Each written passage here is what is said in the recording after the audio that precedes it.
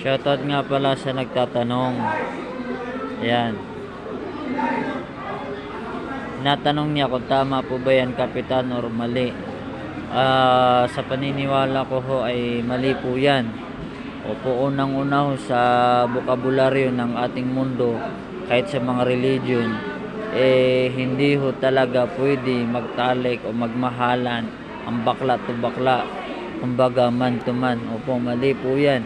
Sa mga sinusulong nilang batas patungkol sa dalawang lalaki na kailangan magsiping magsama, mali po yan. Wala pong utos ang Panginoon patungkol dyan.